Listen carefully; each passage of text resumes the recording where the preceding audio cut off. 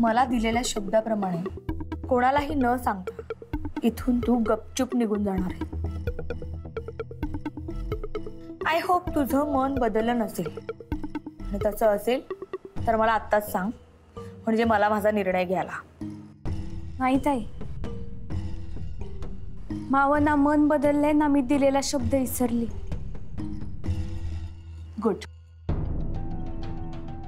कुणाला सांगितलंस का? अजिबात नाही, तुमच्या भावाला पण नाही सांगितले। निवडणुकीच्या निकालानंतर दादा घरी आले की माया आयांना इकडनं निघून जातील। आम्ही दोघं त्यांना वाटं लावून बाहेरच्या खोलीत जाऊ। काहीतरी कामानिमित्त मी त्यांना घरी परत पाठवीन आणि कोणी बघत नाही याची खात्री घेऊन इकडनं निघून जाईल। तुम्ही काळजी नका करू, शब्द मी दिलाच नसता जर पाळायचा नसता तर। ठीक आहे, म्हणजे उद्याची सकाळ आमच्या कुटुंबासाठी नवीन सकाळ असेल, ज्यात आमचं कुटुंब आधीसारखं एकत्र असेल। एकत्र असतं त्यालाच कुटुंब म्हणते। अक्कल शिकवायचा एक पण चान्स सोडू नकोस हा। आणि तू सारंगच्या आजूबाजूलाही फिरकणार नाहीयेस। जर देवी आईच्या मनात हेच असेल तसंच घड। गुड।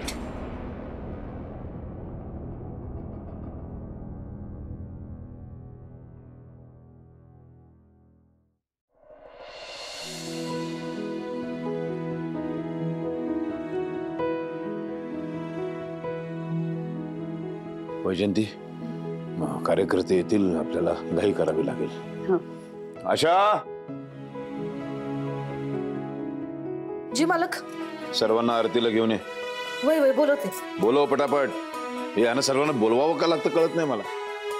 नियम आहे, आरतीला यायला पाहिजे, निमंत्रण कशाला द्यायला लागतं? हो, चांगल्या कामासाठी निघालायत ना, नका चिडचिड करू। हा ठीक आहे। आणि आणखीन एक, आजची देवीची आरती तू कर। इतकी वर्ष मी जाताना नेहमी देवीची आरती तू करत आलेस, मला तुझ्या आरतीची सवय आहे। आणि शिवाय आता कार्यकर्ते येतील तर समजा तू आरती केली नाहीस तर ते त्यांना रुचणार नाही, कारण इतकी वर्ष तेही पाहत आलेत तू आरती करताना। उगाच काय आपल्यामध्ये जे भांडण आहे ते आपल्यामध्ये, त्याची चर्चा नको लोकांमध्ये। म्हणून एक विनंती आहे माझी की आजची आरती तू कर। मला वाटलं मी केलेली आरती तुम्हाला आवडते म्हणून म्हणताय।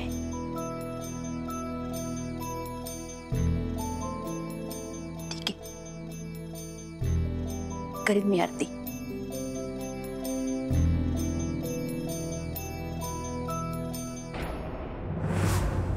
अरे वा, सर्वांचं स्वागत आहे।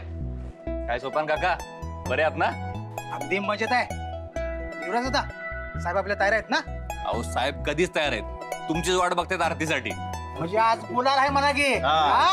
चला मग आपण आरती उरकून घेऊया आणि नंतर मग निकालासाठी जाऊया। चालतंय की। मी काय म्हणतो, जर का रावसाहेब जितलं तर हा त्यांचा सलग तिसरा विजय असेल ना का? अरे बाबा युवराज दादा, म्हणजे आज हॅट्रिक होणार? होणार नाही, झाली म्हणून समजा। गुलाल आपलाच आहे।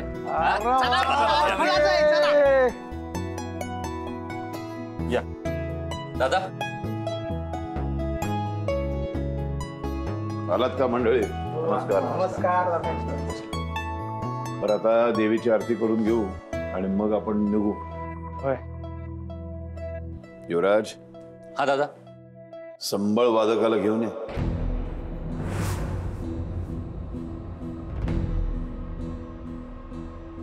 हो दाजी आलो। हा,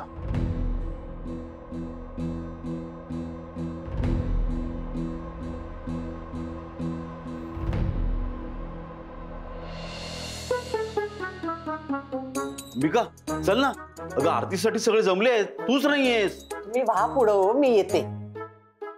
हो, आधीच तुला खूप हौस ना।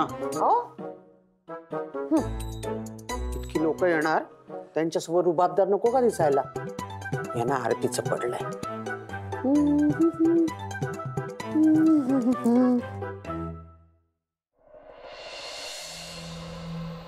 आत्माराम काका आवरलं का नाही? या पटकन. अरे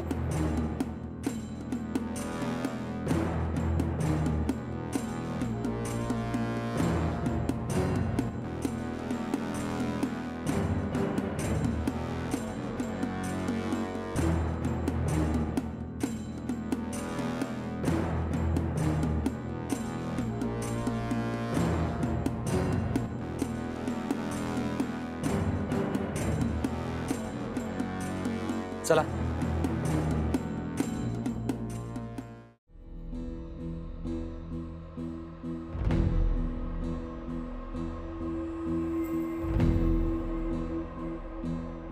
ये आत्माराम. मंडळी, हा आत्माराम आमच्या घराण्याचा संबळ वादक.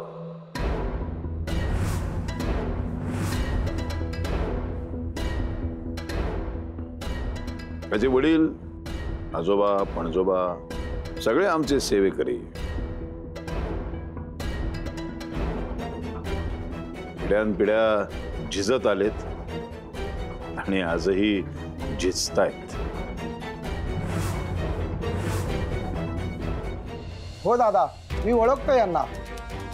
संबळ वाजवताना मी बघितलं यांना. आपलं कुठलंही पक्षाचं काम असलं याला आम्ही बोलावून घेतो गावावरून संबळ वाजवायला.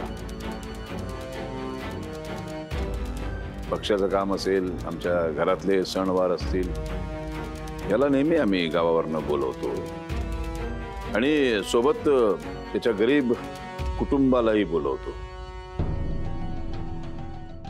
काय त्या निमित्ताने आमच्यासारख्या लोकांच्या बरोबर गोडधोड खायलाही मिळतं कधी नव्हे ते.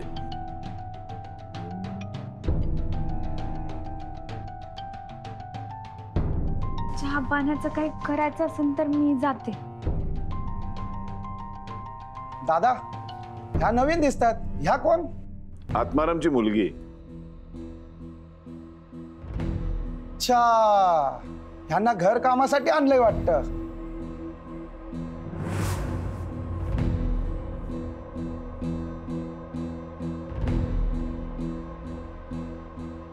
नाही,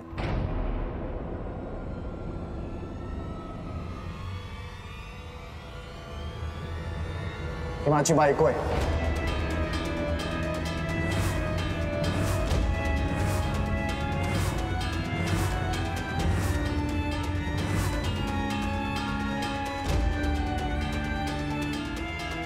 नुकतंच आमचं लग्न झालं.